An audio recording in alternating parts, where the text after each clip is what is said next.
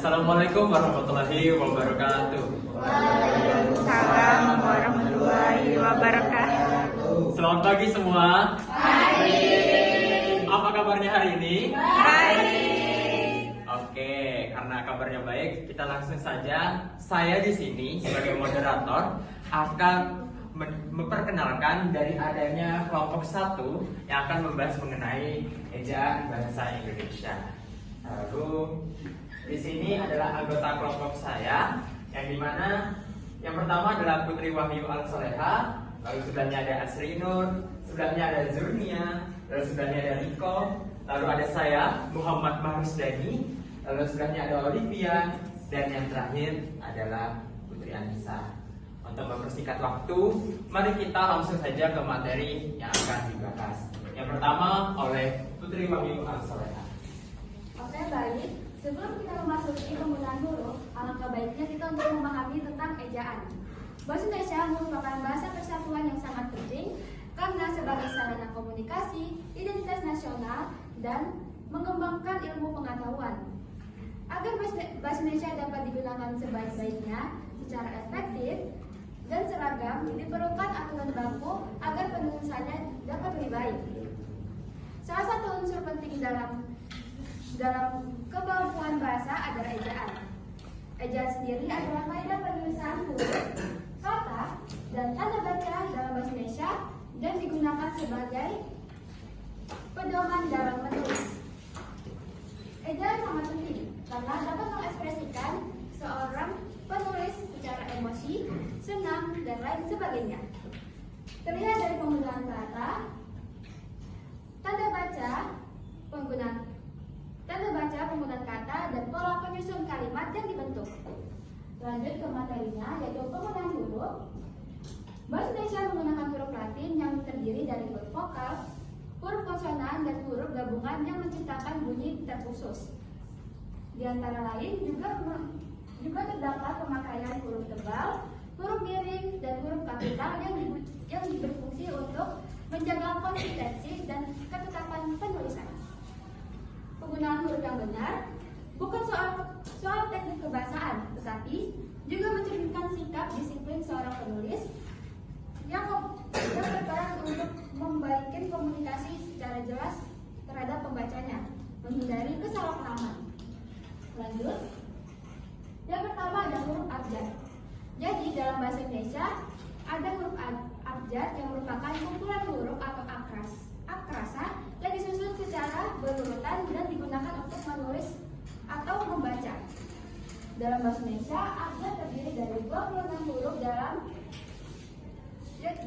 huruf mulai dari huruf A sampai huruf Z.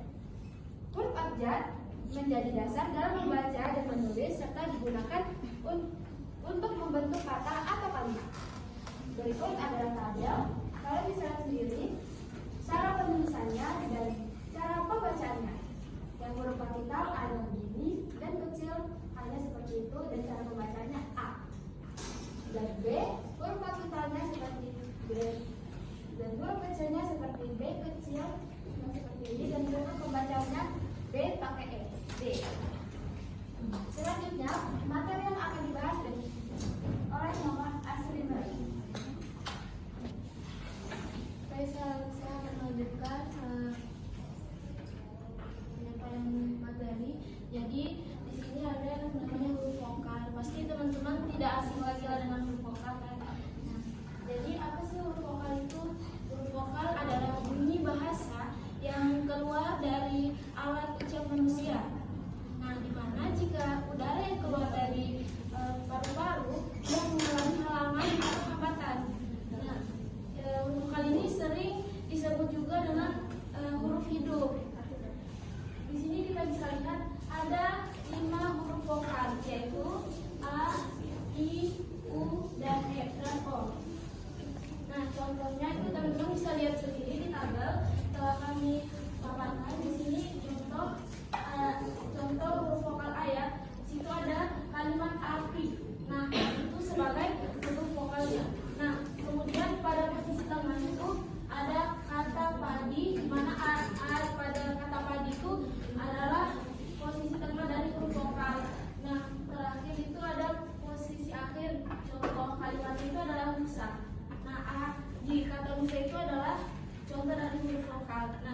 sama seperti dengan I, U, dan E dan O. Oke, lanjut. Nah, kemudian ada huruf konsonan. Nah, tadi kan huruf vokal itu disebut dengan huruf hidup. Nah, ini kebalikan dari huruf vokal. Di sini disebut dengan huruf mati. Di sini terdiri dari 21 huruf, yaitu B, C, D, F, G, H, J, K, L, M, N, P, Q, R, S, T, V, W, X, Y, dan Z. Nah, contoh-contohnya teman-teman bisa lihat sendiri saja. Terima kasih. Untuk selanjutnya saya serahkan kepada saudarinya. Di sini saya akan melanjutkan materi dari teman saya, yaitu huruf diftong. Huruf diftong adalah gabungan dua buah huruf vokal yang menghasilkan bunyi rangkap. Yang melambangkan huruf diftong yaitu ai, oi, dan au. Contohnya ada di sini yang posisi di awal yaitu ai. Huruf diftongnya ada di ai-nya di awal. Posisi tengah malaikat, dan di posisi akhir yaitu pandai di akhirnya. Contoh yang di au, posisi awalnya itu di aula, posisi tengahnya saudara, dan posisi akhirnya harimau. Contoh huruf diftong yang oi, posisi awalnya tidak ada, posisi tengahnya itu boykot, yaitu di oi-nya tengah, posisi akhir dan ambon. Selanjutnya gabungan huruf konsonan, yaitu gabungan dua buah huruf konsonan yang menghasilkan satu bunyi huruf konsonan seperti KH, NG, NY, dan SY. Contohnya yaitu posisi awal itu khusus, posisi tengahnya akhir, dan posisi akhirnya pahing. Jika NG, posisi awalnya ngilu, posisi tengahnya bangun, dan posisi akhirnya senang. Contoh selanjutnya yaitu NG. Posisi awalnya enyata, di depan adalah NG-nya, posisi tengahnya banyak. Yang terakhir ada huruf konsonan SY. Posisi awalnya syarat, posisi tengahnya isyarat, dan posisi akhirnya arasy. Selanjutnya akan dijelaskan algoritma. Baik, selanjutnya adalah huruf kapital. Jadi di sini pasti banyak yang masih melakukan kesalahan dalam penulisan huruf kapital. Biasanya di awal kalimat kalian mungkin masih menulis hurufnya menggunakan huruf kecil, tidak menggunakan huruf besar. Gitu ya. Huruf kapital itu biasanya digunakan sebagai awal pada kalimat.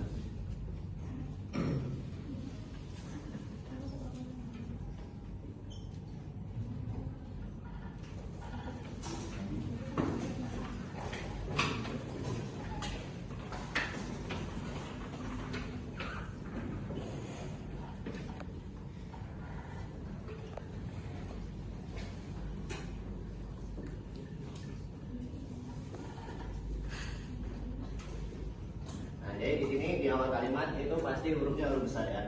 Dan kalian sudah ini masih banyak yang salah, jangan sampai banyak.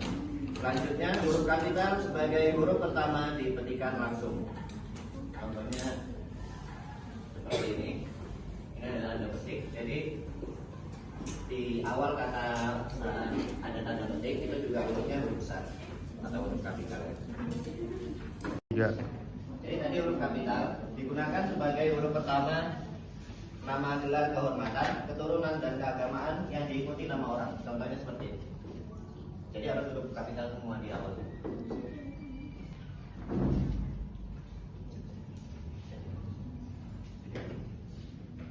Selanjutnya huruf kapital tidak dibagi sebagai huruf pertama nama gelar kehormatan, keturunan dan keagamaan yang tidak diikuti nama orang. Contoh.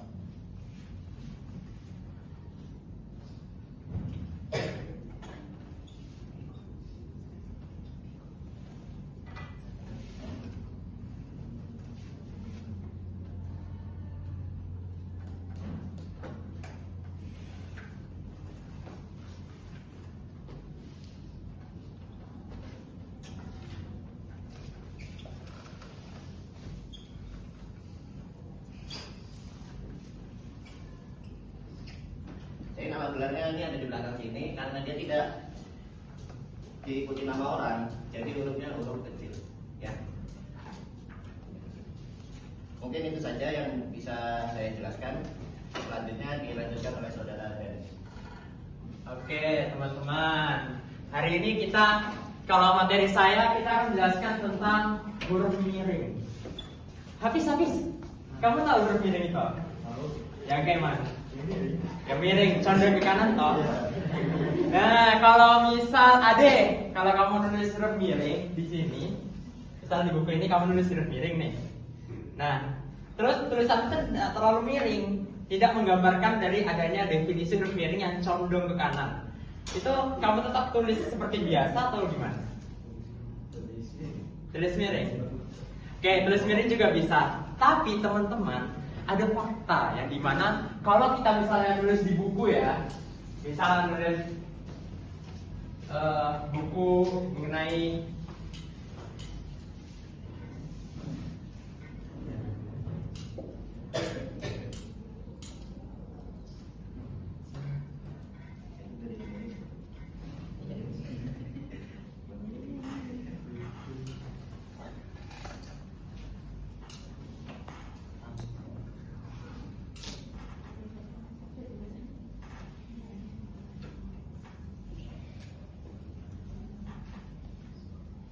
Nah, ini yang anggaplah ini nggak miring ya.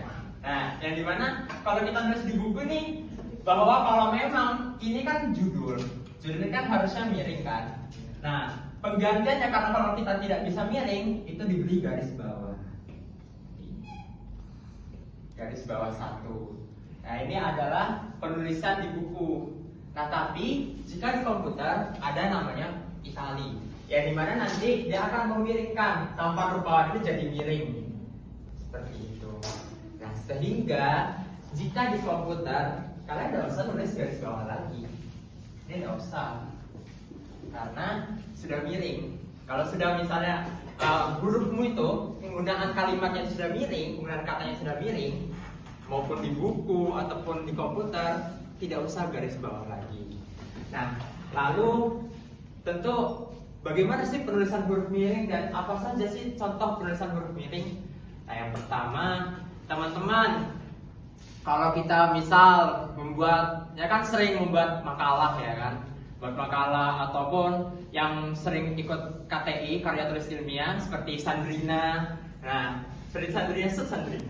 Nah, ini sering ikut KTI ya, bahwa pasti dia tuh tahu kalau misalnya pada saat kita di dalam suatu kalimat dalam menulis nama buku, majalah ataupun surat-surat kabar yang dikutip dalam kalimat, tanda misalnya saya belum pernah membaca buku Negara Kertagama. Negara Kertagama ini kan judul buku toh. Nah, karena judul buku ini ditulis dengan miring. Nah, begitu. Nah, tetapi kalau di PPT ini karena bisa juga diberi garis bawah 1, itu berarti dia miring. Lalu yang kedua adalah menegaskan atau mengkhususkan kata. Ya dimana misal kata, kelompok kata dan lain sebagainya. Nah, misal Hafiz merasa tidak menipu, dia tertipu. Berarti tidak menipu dan tertipunya itu adalah yang dimiringkan. Karena itu adalah penegasan bahwa dia itu tidak menipu, tapi dia tertipu. Lalu yang ketiga adalah menulis kata ataupun ungkapan asing. Nah, seperti halnya kita membuat brownies nih. Dalam hal kita membuat brownies perlu adanya step by step. Step by step.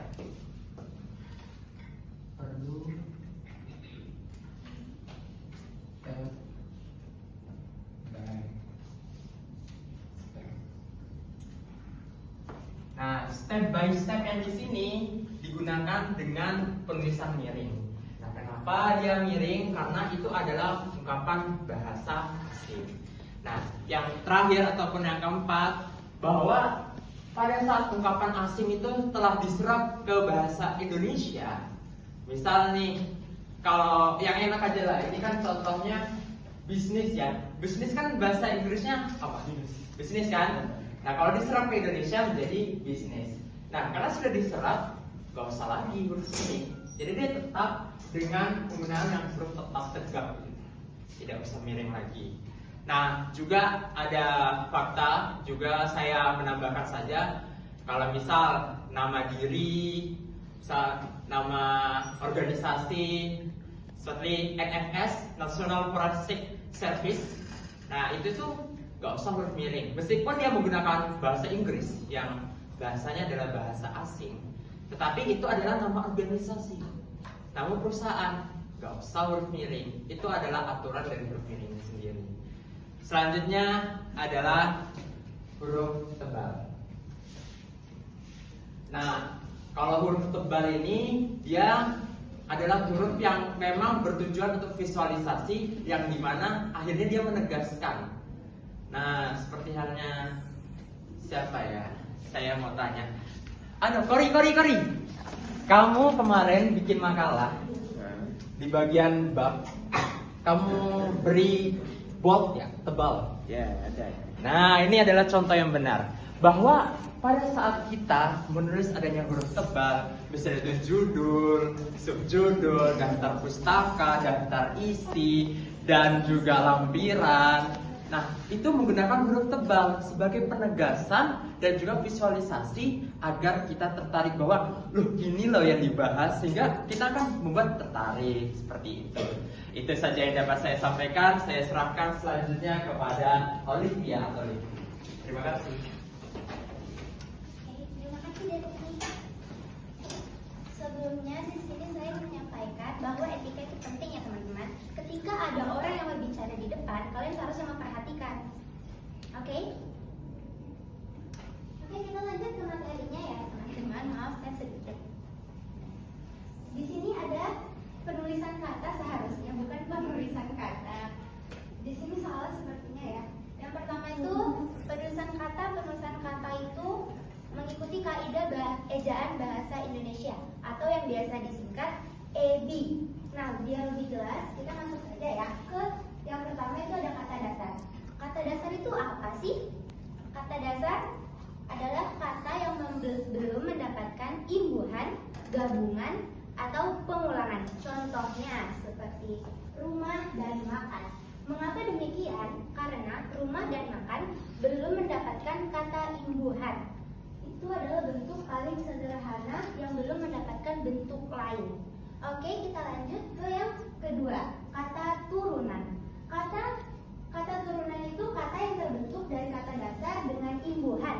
Jadi kata dasar yang mendapatkan imbuhan, contohnya seperti berjalan dan membaca. Jadi dia seperti ada tambahan ya teman-teman. Oke, kita lanjut ke materi yang ketiga, pemenggalan kata. Apa sih itu pemenggalan kata? Pemenggalan kata dilakukan di antara suku kata seperti barang dan saat. Gak mungkin kan kita bilang saat, pasti ada kayak terpotong di tengah saat. Oke, kita lanjut ke materi 4, yaitu partikel. Partikel itu ditulis serangkai dengan kata yang mendahulunya, seperti siapakah, bacalah. Jadi setiap subjek atau objek yang seperti siapa ditambah dengan kah, siapakah, dan bacalah. Oke, kita lanjut ke materi 5, kata depan. Kata depan itu ditulis terpisah dari kata yang mengikutinya, seperti di rumah dan ke sekolah, merujuk kepada suatu objek dan subjek. Oke, kita bisa lanjut ya teman-teman. Penulisan kata ini penting banget ya. Seperti yang singkatan nama orang, gelar, jabatan, atau sapaan diikuti dengan tanda titik. Contoh, Olivia S.PD. Nah, kenapa demikian? Karena S itu singkatan dari sarjana. Olivia sarjana pendidikan. Nah, kalau misalnya kita ditulis dengan sarjananya itu kepanjangan ya, jadi disingkat terus ditambahin titik. Oke, kita lanjut ke yang kedua, bilangan kecil.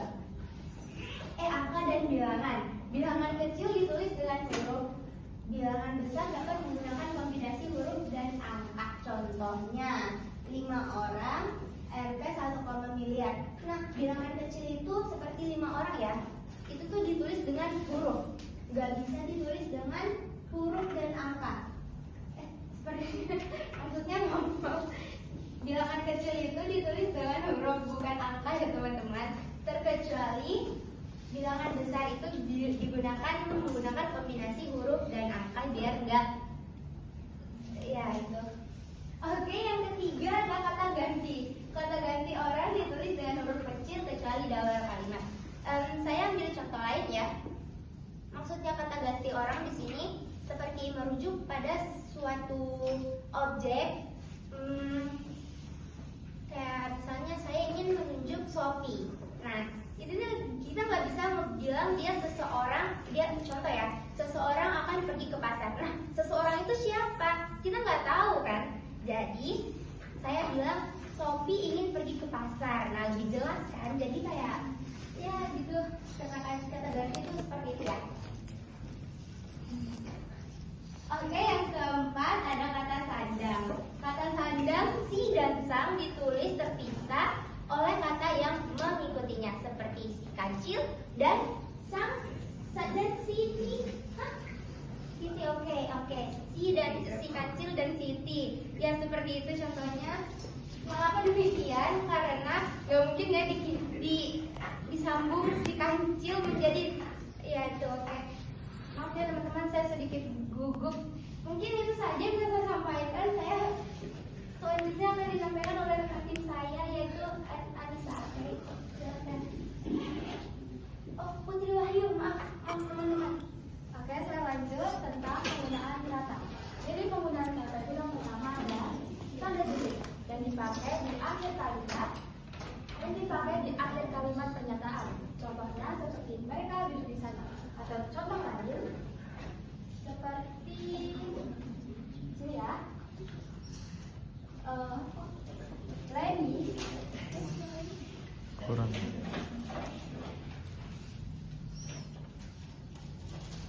Lenny pergi ke sekolah.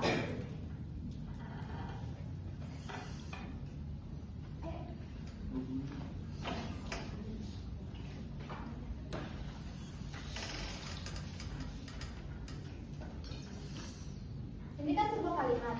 Nah, di sebuah kalimat itu pasti akhirnya harus memiliki titik.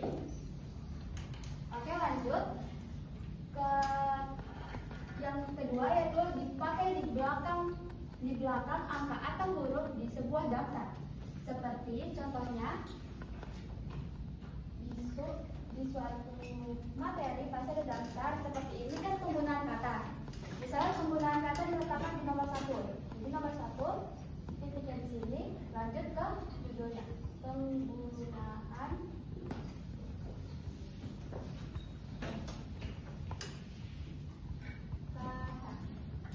seperti itu. Lanjut ke tanda koma, yaitu dipakai untuk memisahkan unsur-unsur suatu perincian seperti telepon seluler, komputer atau internet bukan barang asing lain. Jadi contoh yang lain seperti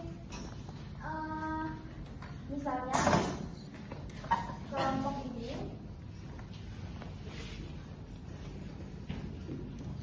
terdiri dari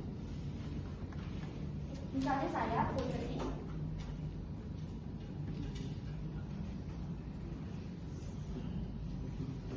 Asrinur,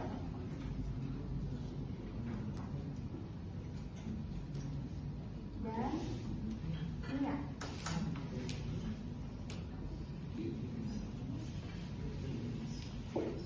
Jadi penggunaan tanda koma berdiri di sini sebagai pemisah suatu perincian. Selain itu, tanda koma juga digunakan sebelum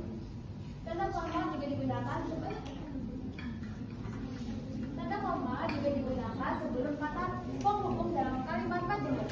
Contohnya seperti saya ingin membeli kamera, tetapi kita tidak memiliki uang. Tanda koma itu menunjukkan sebuah jeda dalam kalimat. Saya ingin membeli kamera, tetapi uang saya belum cukup. Sekian penjelasan dari saya, akan dilanjut oleh Asrinur.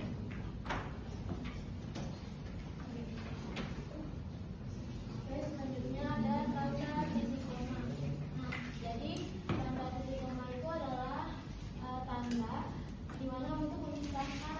secara dalam kalimat berjumlah. Nah, contohnya itu teman-teman bisa baca sendiri. Contohnya hari sudah malam. Di situ ada setelah kata hari sudah malam, setelah dilanjutkan dengan kalimat anak-anak masih membaca buku. Nah, jadi kalau tanda koma itu dia kayak memisahkan suatu kata, di sini di tanda di koma ini memisahkan suatu kalimat. Seperti kayak misalnya nih Putri, koma Asriul ini. Tapi kalau di titik koma itu dia memisahkan kata, di mana kata itu adalah gabungan kalimat, di mana kalimat itu adalah gabungan dari beberapa kata. Oke, lanjut. Terus ada tanda titik dua. Nah, tanda titik dua ini adalah tanda untuk memisahkan pernyataan lengkap dengan penjelasan. Nah, contohnya mereka menyebutkan berapa rumah tangga. Di situ ada tanda titik dua itu sebagai pengganti penjelasan. Dia menjelaskan lagi contoh kursi, koma, meja, dan lemari. Oke, selanjutnya ada tanda penghubung, di mana tanda itu untuk menyambung unsur kata ulang. Contohnya anak-anak. Jadi kalau ada kata yang mengulang, di situ di tengah-tengahnya itu harus ada tanda penghubung. Oke, sekian dari saya serahkan kepada saudara.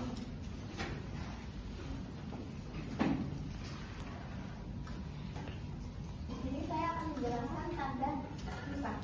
Yang pertama, tanda pisah dapat dipakai untuk membatasi penyisipan kata atau kalimat yang memberi penjelasan di luar bangun kalimat. Pedoman umum ejaan bahasa Indonesia 49. Contohnya itu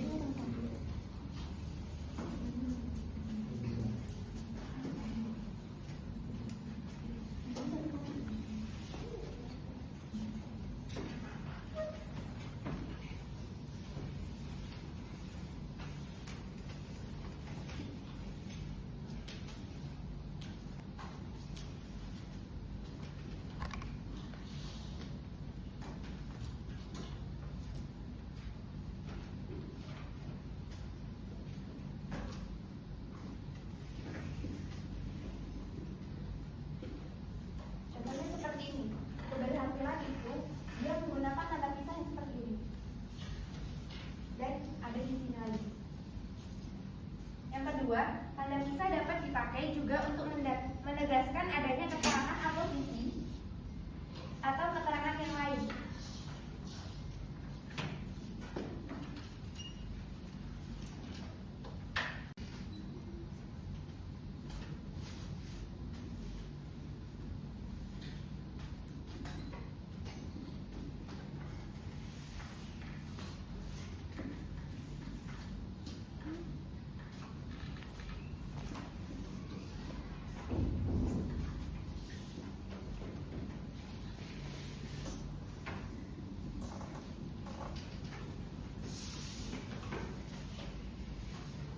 Dalam satu kalimat ini, Soekarno-Hatta, proklamator kemerdekaan RI, dia menggunakan tanda pisah di sini. Selanjutnya, tanda tanya. Tanda tanya dipakai pada akhir kalimat tanya, seperti kapan Hari Pendidikan Nasional diperingati. Dia menggunakan tanda tanya di akhir kalimat. Yang kedua, tanda tanya dipakai di dalam tanda kurung untuk menyatakan bagian kalimat yang disangsikan atau yang kurang dapat dibuktikan kebenarannya. Contohnya seperti ini.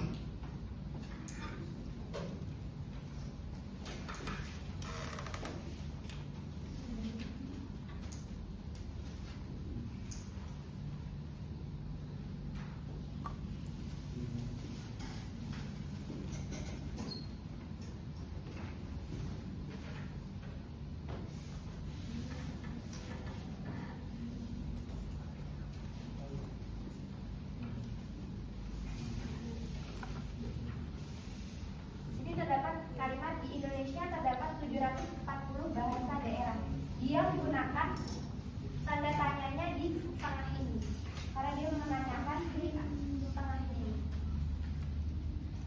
Selanjutnya ada tanda seru. Tanda seru dipakai untuk mengakhiri ungkapan atau pernyataan yang berupa seruan atau perintah yang menggambarkan kesungguhan, ketidakpercayaan, atau emosi yang kuat. Misalnya,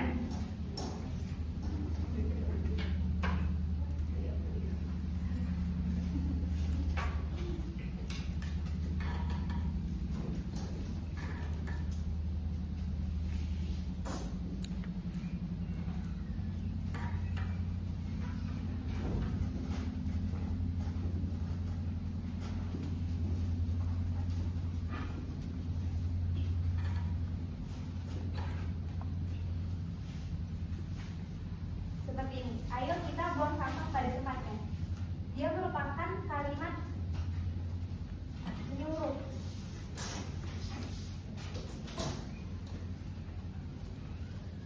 Selanjutnya akan dijelaskan lagi.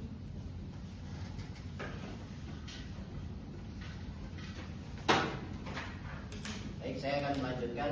Selanjutnya adalah tanda elips ya. Tanda elips itu untuk menunjukkan adanya bagian kalimat yang dihilangkan. Contohnya penyebab kemerosotan titik 3. Nah, titik 3 itu adalah tanda elips yang akan diteliti lebih lanjut. Dan ada lagi contoh tentunya. Biasanya digunakan di pembelajaran matematika.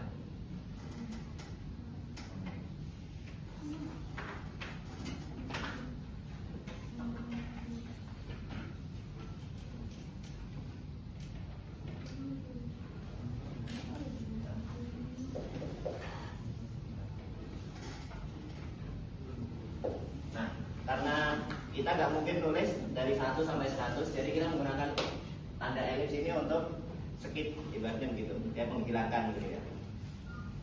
Dan selanjutnya ada tanda petik 2. Tanda petik 2 itu untuk mengapit ketikan langsung. Contohnya seperti merdeka atau mati, seru Bung Tomo.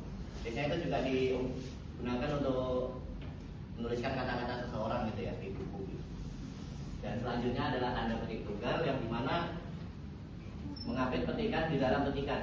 Jadi tanda petik tunggal ini biasanya digunakan di dalam tanda petik 2. Contohnya seperti ku dengar bunyi kring-kring tadi.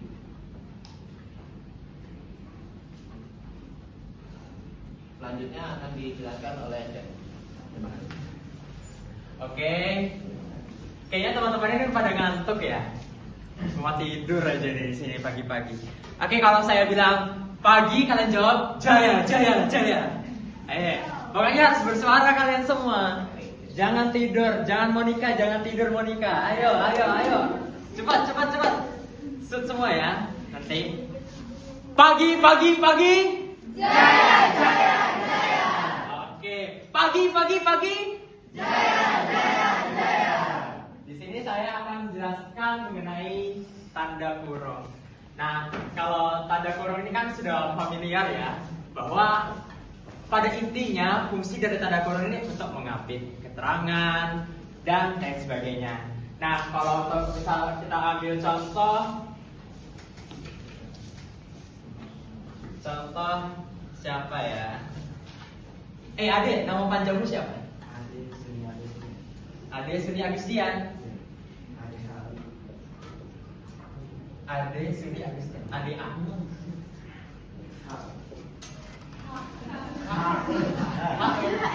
Itu dan namanya besarnya begitu. Berarti kalau kita bisa di keterangannya adalah seperti ini. Ade Suni Agustian.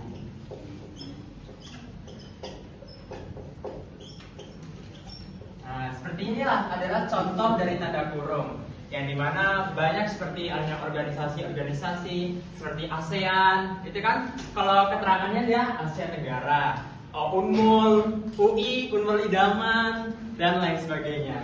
Nah, itu adalah contoh dari tanda kurung. Karena saya cuma menjelaskan hal ini saja, saya teruskan kepada Olivia.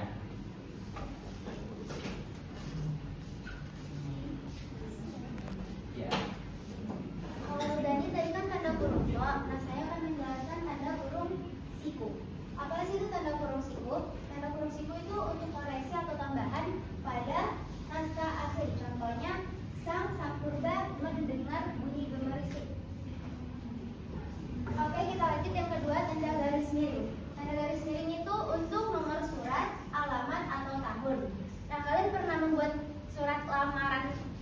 kerja kan, pas SMA pasti pernah.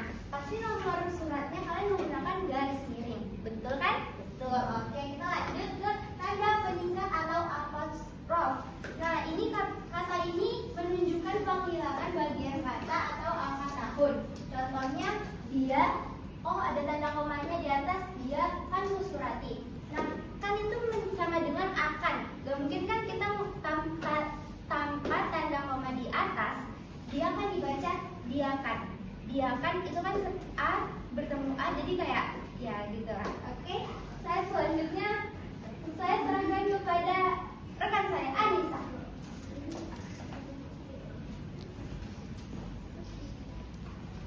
Jadi ini materi selanjutnya yaitu penerapan unsur serapan. Ini merupakan materi terakhir dari kelompok kami. Pasti semuanya langsung alhamdulillah mau selesai. Iya, alhamdulillah. Alhamdulillah. Alhamdulillah. Jadi unsur serapan ini adalah kata atau istilah yang berasal dari bahasa asing atau bahasa daerah yang kemudian digunakan dalam bahasa Indonesia. Unsur serapan dapat masuk melalui berbagai bidang seperti ilmu pengetahuan, teknologi, budaya, atau komunikasi sehari-hari. Terus seiring perkembangannya, unsur serapan ini dibagi menjadi dua. Yang pertama yaitu serapan umum. Serapan umum ini adalah unsur serapan yang telah disesuaikan dengan kaidah ejaan bahasa Indonesia, sehingga mudah dipahami dan digunakan oleh masyarakat luas. Terus proses penyesuaian dari serapan umum ini dilakukan dengan mengubah ejaan atau pelafalannya agar sesuai dengan sistem bahasa Indonesia, tetapi tanpa mengubah makna dari kata tersebut. Contohnya yang yaitu itu ada filosofi yang berasal dari kata filosofi. Terus yang kedua itu universitas yang berasal dari kata universitas. Dan yang terakhir yaitu kualitas yang berasal dari kata quality. Ciri-ciri serapan umum ini yang pertama sudah banyak digunakan oleh masyarakat luas. Contohnya seperti kampus kita ini namanya Universitas Mula Warman, bukan University Mula Warman. Yang kedua, ejaan dan pengucapannya disesuaikan dengan kaidah bahasa Indonesia. Karena kalau kalian perhatikan quality ini termasuk ke dalam bahasa Inggris yang akhirnya diserap agar umum agar sesuai dengan kaidah bahasa Indonesia menjadi kualitas. Dan yang terakhir yaitu masuk dalam kamus besar bahasa Indonesia. Ada beberapa kata yang sudah masuk ke dalam kamus besar bahasa Indonesia, mungkin hampir semua. Selanjutnya, ini yang kedua yaitu serapan khusus. Serapan khusus ini adalah unsur serapan yang belum sepenuhnya disesuaikan dengan ejaan bahasa Indonesia dan umumnya digunakan dalam bidang ilmiah atau teknis. Jadi biasanya serapan khusus ini digunakan dalam bidang ilmiah atau teknisi-teknisi. Yang pertama itu ada DNA atau deoxyribonucleic acid. Ini biasanya kalau kita ingat, ini masuk ke dalam bidang ilmiah. Yang kedua yaitu quantum, dan yang ketiga software, dan yang terakhir hardware. Ciri-ciri serapan khusus ini biasanya yang pertama umumnya digunakan dalam bidang tertentu seperti ilmiah ataupun teknis. Yang kedua, penulisannya masih mendekati bahasa asalnya. Dan yang ketiga, belum sepenuhnya diserap ke dalam KBBI meskipun sering digunakan. Jadi istilah-istilahnya itu DNA, quantum, software, hardware, padahal sudah biasanya kita sering gunakan dalam informatika, dalam bidang biologi, itu tetapi belum masuk ke dalam KBBI. Karena apa? Karena penulisannya itu masih dalam bahasa yang bahasanya tuh masih seperti asalnya, seperti itu. Oke, kami di sini membuka sesi diskusi dan juga tanya jawab. Jadi teman-teman yang ingin bertanya mungkin bisa menyebutkan namanya, NIM-nya, dan juga berasal dari kelompok apa. Kami mempersilahkan.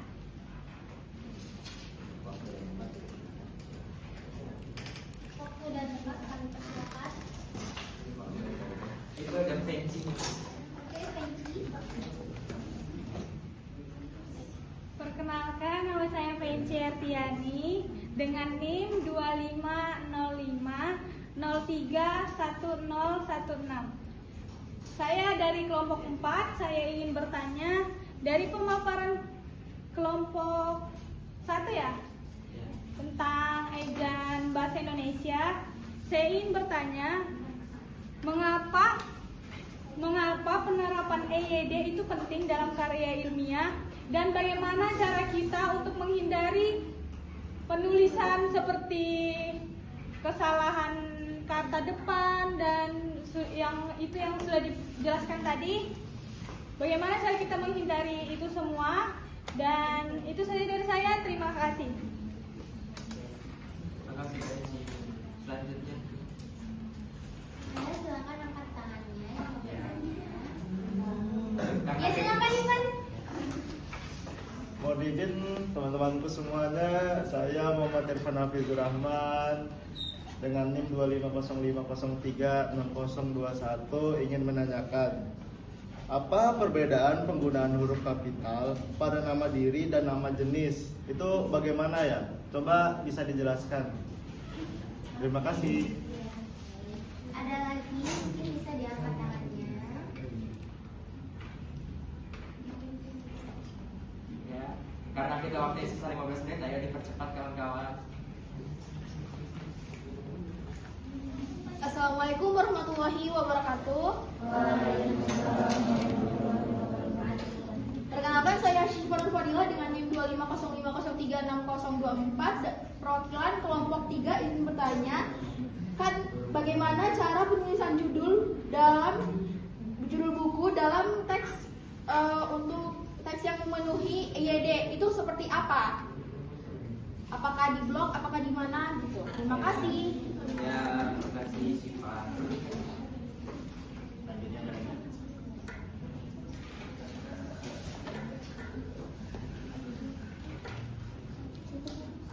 Ini ada lagi teman-teman.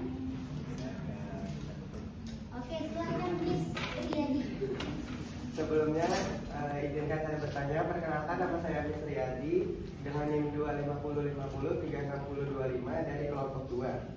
Saya ingin bertanya, apakah perbedaan dari EYD dan EDI yang dijelaskan pada slide tadi? Tadi ada disebutkan EDI. Apa itu perbedaan dengan EYD? Oke, Terima kasih. Iya.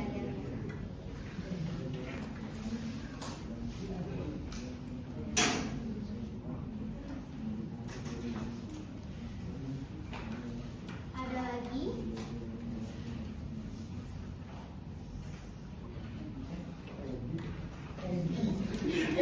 Ebi ya, pakai D. Saya ngerti, Kak. Saya paham.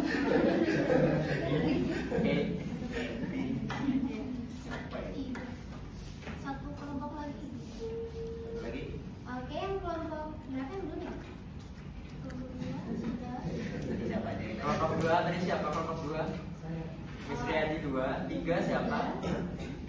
Syifa, 4, Pensi, 5, Ipan. Muka berarti. Oh iya kan 5 kelompok ya? 5 kelompok. Sudah, selesai. Oke, izinkan kami berdiskusi selama beberapa menit ya teman-teman. Ya. Oke.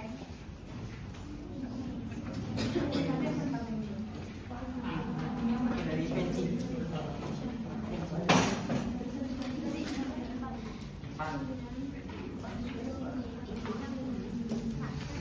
Si.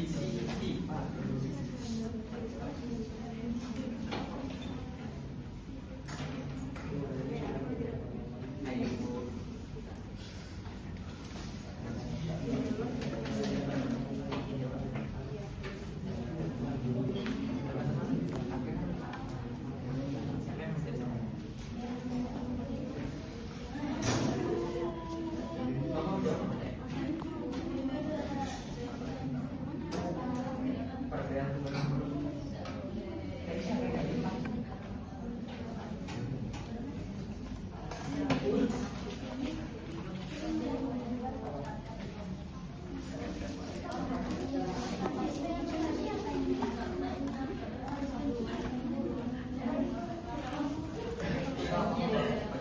Fadzol.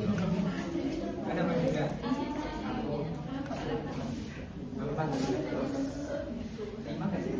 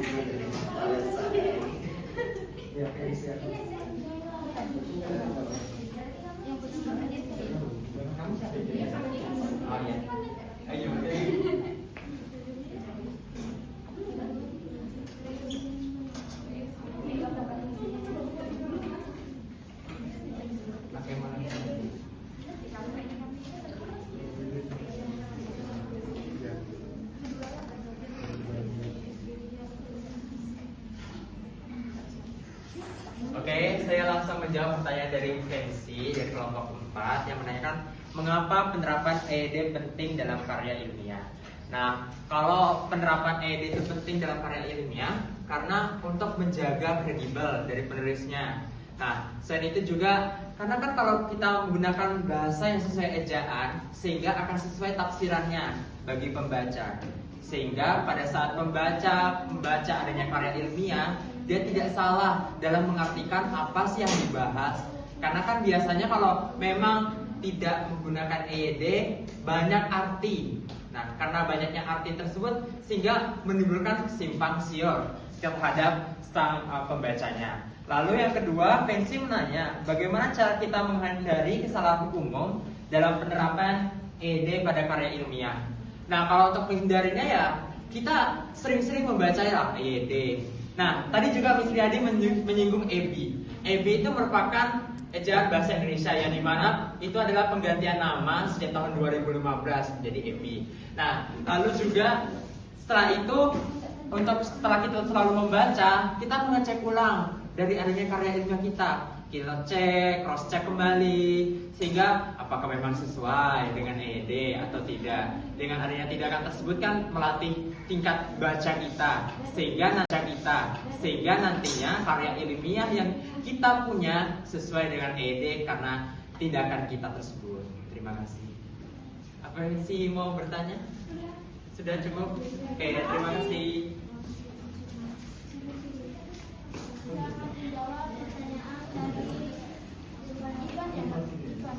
Pertanyaannya, apa perbedaan penggunaan huruf kapital pada nama diri dan nama jenis? Jadi pada nama diri itu ditulis dengan huruf kapital pada awal dengan unsur yang sama. Contohnya kenapa? Intinya itu kalau misalnya kita nulis nama itu dan huruf kapital itu apa? Fungsinya untuk menunjukkan identitas yang hanya dimiliki oleh seorang, tempat, lembaga, organisasi atau badan tertentu. Contohnya seperti Soekarno, Raden Ajeng Kartini.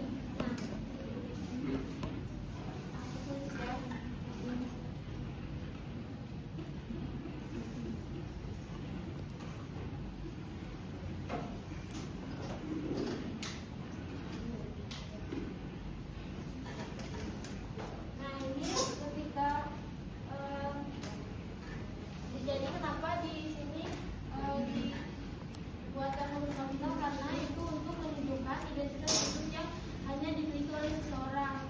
Jadi semua kata yang menjadi bagian dari nama diri ditulis dengan huruf kapital kecuali kata tugas seperti di, nah itu dia menggunakan huruf kecil. Tapi kalau nama dia menggunakan huruf kapital pada setiap awalnya. Terus yang kedua ada nama jenis, penggunaannya itu ditulis dengan huruf kecil kecuali jika berada di awal kalimat. Jadi perbedaannya itu kalau misalnya pada nama diri itu ditulis pada awal setiap awal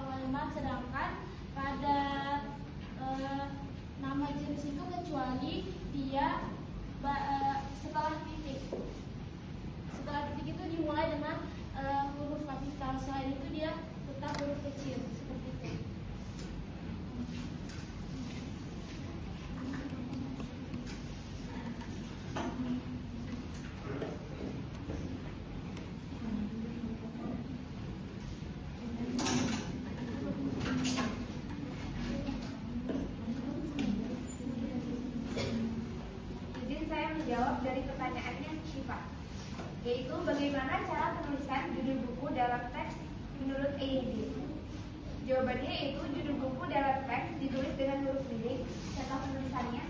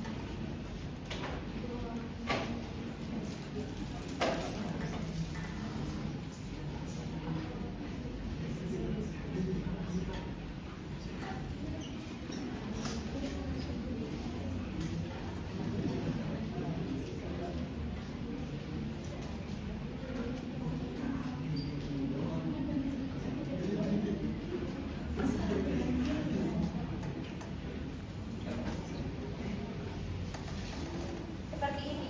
Dia penulisannya miring, rahasia di balik pintu tua. Apakah udah cukup? Terima kasih. Ya. Oke, di sini saya akan menjawab pertanyaan Miss Riyadi. Terima kasih sudah memberi saya pertanyaan. Saya yang akan menjawab sendiri. Apa sih itu perbedaan EYD dan EDI? Sebenarnya itu sama-sama pedoman penulisan bahasa Indonesia. EYD itu ejaan yang disempurnakan, sedangkan EDI ejaan bahasa Indonesia. Apa sih perbedaannya? Sebenarnya itu perbedaannya itu sebenarnya sama, tapi EYD itu versi lama, EDI ini versi terbaru seperti mengikuti zaman. Ya, jadi EYD itu sama aja ya sama EDI, tapi EYD itu versi lama, EDI versi terbaru. Apakah sudah menjawab, Miss? Iya, sangat menjawab. Terima kasih.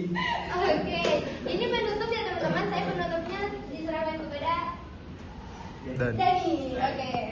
Oke, kita penutup ya bahwa dari adanya kelompok satu ini. Oh iya, belum penutup. Ada kesimpulan dari adanya kelompok satu ini yang dijelaskan oleh Putri Anissa. Sebelum kita menutup dari presentasi. Di apapun itu pasti bakalan ada kesimpulannya. Kita jatuh aja, motor rusak, pasti ada kesimpulannya. Kesimpulannya kalau jatuh apa? Harus berubah. Kesimpulan yang bisa didapat yaitu ejaan bahasa Indonesia ini atau EDI itu menjadi pedoman penting supaya tulisan kita menjadi jelas, teratur, dan sesuai kaidah bahasa. Pemahaman ejaan ini mendukung keutuhan bahasa Indonesia sehingga semua pihak penulis, pembaca, sekolah, masyarakat, dan pemerintah perlu disiplin serta aktif mensosialisasikannya. Terus karena tadi saya sedikit menjelaskan lagi, EDI ini ejaan bahasa Indonesia, sedangkan EYD ini adalah ejaan yang disempurnakan. Jadi sama saja, tetapi memang EDI ini adalah versi terbarunya. Itu mungkin sudah kesimpulan dari saya serahkan kepada Dani. Oke, karena itu sudah kesimpulannya, jadi berakhir sudah sesi dari adanya diskusi kelompok 1 mengenai ejaan bahasa Indonesia. Buah manggis, buah kelapa, kelompok 1 manis, izin pamit undur diri dulu ya. Wassalamualaikum warahmatullahi wabarakatuh. Selamat pagi. Selamat pagi. Oke, beri aplaus buat kita semua.